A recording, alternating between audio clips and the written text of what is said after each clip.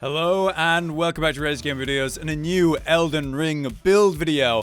I am back for some jump attack spam, but with the true enhanced version using Raptors of the Mist, which allows us to basically just spam jump attacks and ignore whatever the boss is doing, and then just, completely iframe any attack about to hit us, sending us straight back into a jump attack to continue to spam it. Using this with a mix of careful bleed, using Bloodflame blade with a weapon on high keen with a super high dex, and then an offhand that's on bleed with minor scaling and arcane. Means you're able to get really high bleed build-up and successive attack power, meaning your AR absolutely shoots up, blasting damage, getting up to say 25k in a burst combo, or one cycling bosses like New Game Plus Godric before he can get into the second phase, which is incredible, all while completely ignoring whatever the boss is doing. This is just stupidly effective. The thing is, Raptors of the Mist was actually buffed in 1.07, so we wanted to take a look at that because of that. All that really happened was they made the FP cheaper, but it made a major difference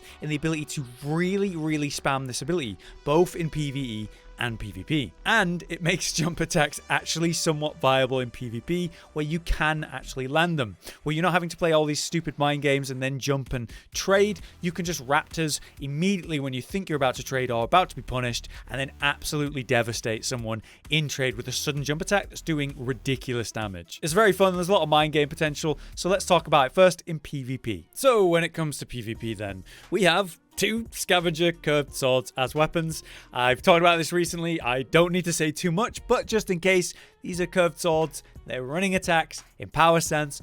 Is insane. It's one of the best in the entire game. The only downside actually to that running attack is the range, because we have these sort of shorter curved swords. So if you're dealing with someone with longer range, they might have like a heavy thrusting weapon, or say a spear. They can catch you out. But with this build and the Ash of War, as soon as you see they're going to do that, you can pretend you're going to run into them and use the Raptor, which we'll get into. The base moveset, if you're able to standing trade, is going to be great. It's not going to be as fast as, say, some daggers, so you have to watch out for those. But most other weapons, you're going to be able to directly trade, even if you hit them and they hit you. If you hit with both weapons, you're going to deal a lot of nice, just raw damage, and then the bleed build-up is going to be staggering. If you've hit them already during the fight, a second trade like that will cause a blood proc, and often will just straight up kill them. So that's an incredible option there. Our weapons have Bloodflame blade buffed up on the main one, and then the other one is actually in bleed affinity.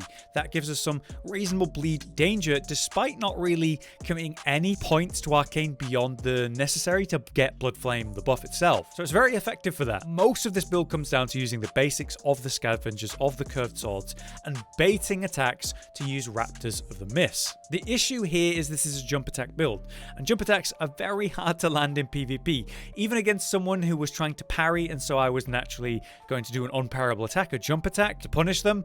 Even there, it was hard to land it. The only way I can really land a jump attack in PvP is by baiting. So I miss an attack or intentionally whiff an attack, then jump an attack, and it's a trade, so they're getting hit and I'm getting hit. But in that scenario, I'm usually happy to do it if the jump attack is going to be worth it. But as soon as Raptors of the Mist comes in, things change heavily, because I miss that attack or whatever, they come in to punish it, suddenly I Ash of War, Raptor of the Mist, I completely nullify the damage, I'm now in the air, and I've just done a jump attack suddenly, which can absolutely clean out health. It's been really fun to use this build just because of this Ash of War. It's something I've never really sat down and really tried in PvP, and now it's really good with the potential of Bloodflame blade, the jump attack damage you can get, and the way poise works right now. People are blindly trading because they're so overconfident in their heavy armor.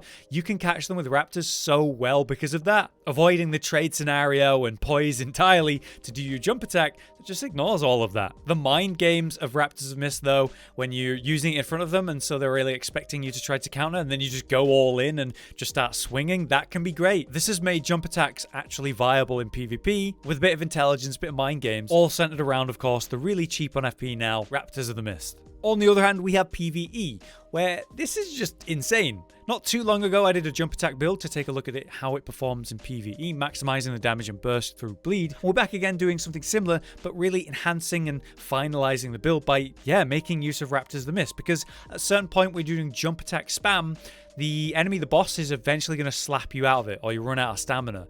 this kind of bypasses that stuff because it has all the power of a jump attack spam with a bleed and successive attacks with that build, but then the incredible ability to just ignore the punishing swing that's coming your way after you do, say, 2 jump attacks at the start of a fight, completely bypassing that damage, and then you're in the air again and you're already onto the next jump attack, landing, jumping for another. This can honestly burst so many bosses down before they can even react, stagger them, smash them, go into phase 2, whatever it is. So yeah, I think this is the true improvement of the jump attack build we covered recently. But there's a funny aspect to the Raptors of Mist that I suppose is the fact that it can be missed. So you have a hitbox, right? And when you crouch down, if they don't hit you, it's not going to activate. That's interesting because it means it doesn't trigger, so no FP spent, you're just kind of crouched, and then you need to actually physically jump and go for it again after that. I found that this kind of happened more with mounted enemies or bigger bosses that are swinging wide and horizontal, where this can happen. It is a cool showcase though as an Asher War, like how clean, how good the hitboxes in this game have become. If it doesn't hit your body, it's not going to hit you, and that's really cool. But yeah, there's not much more to say about it.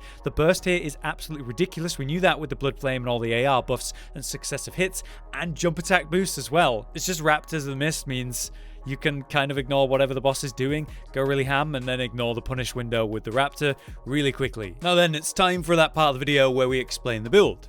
Now, obviously, we're using the Scavenger's Curved Swords for this jump attack build. They are just a top tier pick, as I've explained, and we're using Raptors of the Mist on our main hand weapon. Now, something that I didn't actually find myself using in the gameplay today was the offhand, which was Beast Raw. This just gives me that extra option to, deal some range damage. It's something that will come up very rarely, but why not have an Ash on your second weapon, and having a ranged option like Beast Raw is probably a great pick. Now we're also running the Dragon Communal Seal because, again, weightless seal, and also we've got a bit of arcane in the build for our Bloodflame Blade buff. As we have bleed in the build, of course, we're wearing the White Mask to increase our attack power whenever a bleed actually occurs, which is really important. And then for our jump attacks, we want to improve their damage. Now the Raptor's Black Feathers chest piece, that does exactly that. So every time you jump and attack while wearing this, it deals more damage. The problem with these two pieces though is that they have very low poise, so I have to wear some kind of like scuffed fashion with it. So I'm wearing the Lionel's gauntlets because they have the highest poise for the weight value I can get at 18 endurance, and then I'm wearing what are really good for the weight class in terms of poise, the Tree Sentinel Greaves. To further improve our attack damage from jump attacks, then we're going to run the Claw Talisman, of course. Then we have successive attacks as we land many jump attacks, especially in PvE. So the Rotten Winged Sword Insignia is vital, but Millicent's Prosthesis is great too, even though it gives you less successive attack power compared to the Rotten Winged. It also gives us 5 dexterity, which we do have benefits from because we're running the main weapon in Keen and the offhand in Blood. Lastly, again, we are doing lots of bleed, so improving our attack power whenever blood loss occurs. The Lord of Blood's Exultation Talisman, that's going to do exactly that. For our Flask of Wondrous Physic, it's kind of a funny one. We have Thorny Cracked Tear because it boosts our successive attack power. Obviously, that's part of the build, but then the Flame of Shrouding Cracked Tear is what's it's boosting the fire aspect of the Bloodflame Blade. You could go for a utility option if you want, but this technically improves your damage, so why not? When it comes to the incantations, as always, it's Flame Grant Me Strength and Golden Vow to improve your AR, defense, and it improves your fire damage as well. Does Flame Grant Me Strength, so that's nice with the Bloodflame Blade, which is our main buff. Lastly, for our stats then, we are doing PvP with this build, so we have 60 Vigor. You could drop that to say 50 if you're just doing PvE and get away with that, and then push some other stats. 16 Mind brings us nicely to 100 FP. 18 Endurance is what I was able to pump. 14 Strength is the default. 80 Dex is actually 75 because we're getting 5 from our Talisman. 25 Faith for our self-buffers in Flame Grant Me Strength and Golden Vow. And 12 Arcane to actually be able to use the Bloodflame Blade. But yeah, those are the stats. But there you have it. That is the build explained in full. Let me know what you think. Some minor adjustments to an early build we did, and we found something that just feels really strong with a lot less effort involved in terms of actually landing those jump attacks in PvP. Now, yes, it does require mind games, but it's much more consistent by comparison. And in PvE, that's just stupid, man. Like, you can just ignore the boss as long as you know how to time your counters with the Raptors.